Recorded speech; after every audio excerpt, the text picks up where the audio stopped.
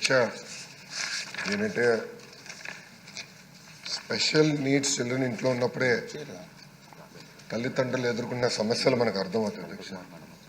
ఎందుకంటే వాళ్ళకి మెరుగైన విద్య అందించాలి, వాళ్ళని అన్ని రకాలుగా ఆదుకోవాలనేది తల్లిదండ్రులు వాళ్ళ తాపత్రయం మనకు కనపడుతుంది అధ్యక్ష. అది కొంతమంది ప్రైవేట్ రంగంలో కూడా ఆసరాగా తీసుకుని పెద్ద ఎత్తున డబ్బులు కూడా వసూలు చేస్తాం జరుగుతుంది. అంటే బేసిక్ ట్రీట్మెంట్కి నెలకి 50,000 60,000 రూపాయలు వసూలు చేస్తామని కూడా కొన్ని సందర్భాలు మనందరం చూసాం అధ్యక్ష. కేంద్ర ప్రభుత్వం రీహాబిలిటేషన్ కౌన్సిల్ ఆఫ్ ఇండియాని ఏర్పాటు చేసి స్పెషల్ నీడ్స్లో 21 డిసెబిలిటీస్లో 9 డిసెబిలిటీస్కి ప్రధానంగా స్పెషల్ ఎడ్యుకేషన్ ఇవ్వాలనేది కేంద్ర ప్రభుత్వం మనకి చెప్తాం జరిగింది. ఇక్కడ కేటగరైజేషన్ కానీ చూస్తే ఏంటంటే చిల్డ్రన్ విత్ మైల్డ్ డిసెబిలిటీస్ ప్రభుత్వ అదేవిధంగా ఎయిడెడ్ పాఠశాలల్లో వాళ్ళు ఎన్రోల్ అవుతారు. సివియర్గా ఉన్నోళ్ళు, మోడరేట్ టు సివియర్ ఉన్నోళ్ళు భవిత సెంటర్లకి వెళ్తాం జరుగుతుంది. దాంట్లో భాగంగా చూస్తే ఈరోజు మన ప్రభుత్వం 679 భవిత సెంటర్లు ఈరోజు మనం నడిపిస్తాం జరుగుతుంది. దాంట్లో ఏంటంటే auditory training, vision stimulation, orientation, mobility, Braille skills, early childhood intervention, parental counselling, physiotherapy, school readiness programmes ఒక లక్ష్యంగా పెట్టుకుని మనం చేస్తాం జరిగింది. దీంట్లో ఏంటంటే మనకి 2 ఐఈఆర్పీలు ఉంటారు, అంటే ఇంక్లూజివ్ ఎడ్యుకేషన్ రిసోర్స్ పర్సన్ ఉంటారు, వాళ్ళు భవిత సెంటర్లో ఉన్నారు. ఇప్పుడు మనకి 1358 ఐఈఆర్పీలు ఉన్నాయి. స్పెషల్ నీడ్స్ విద్యార్థులు వచ్చేగల 41,119 మంది రిజిస్టర్ అయ్యారు. ఇప్పుడు చూస్తే విజయ్ గారు ఈ సబ్జెక్ట్ని ప్యాషన్గా తీసుకుని నన్ను కూడా అనేక సార్లు కలుసుకోవడం జరిగింది.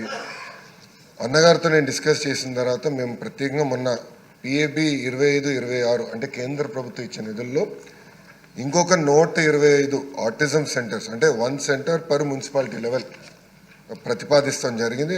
మాకున్న సమాచారం మేరకు 100% ఇది శాంక్షన్ అవుతుందని మేము బలంగా నమ్ముతున్నాం. వాస్తవంగా అధ్యక్ష నాకు ఈ సబ్జెక్ట్ కొత్త, మేము కూడా అధికారులు కూడా మేము ఈ క్వశ్చన్ ప్రిపేర్ అయ్యేటప్పుడు మేము డిస్కస్ చేసాము. ఇక్కడ 2-3 విషయాలు అధ్యక్ష. ఒకటి వచ్చేసి మనకి ఇక్కడ టీచర్ రేషియో చూస్తే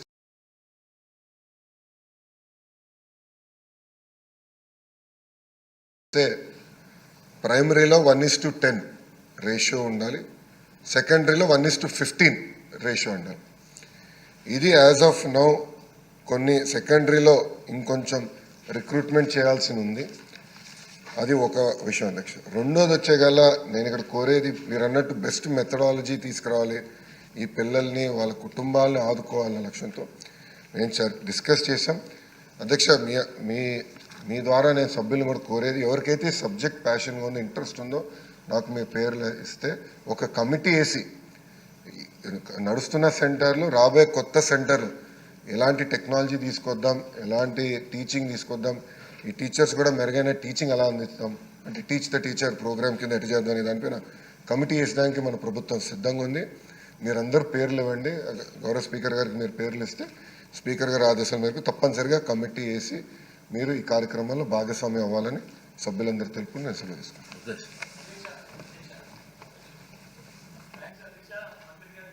వాస్తవానికి ఇందులో అనేకమైన ఉన్నాయి, కమిటీయే దీనికి టోటల్ సొల్యూషన్ అధ్యక్ష. ఎందుకంటే 4 సంవత్సరాలు వచ్చినంత వరకు ఆటిజం మనం ఐడెంటిఫై చేయలేము అధ్యక్ష. 14 ఇయర్స్ దాటిన తర్వాత మనం ఏమీ చేయలేము అధ్యక్ష. ఈ 4 to 14 మధ్యలో మనం బెస్ట్ టెక్నాలజీస్ తీసుకురావడానికి ఈవెన్ పిల్లలు ఉన్న తల్లిదండ్రులు వాళ్ళకి చాలా ఇబ్బంది అధ్యక్ష. వాళ్ళకి ఇవన్నీ చాలా అంశాలు ఉన్నాయి, వీటి మీద నిజంగా ఈరోజు మంచిగా రెస్పాండ్ అయ్యారు అధ్యక్ష. కమిటీ ఇమ్మీడియట్గా వేయగలిగితే దీని మీద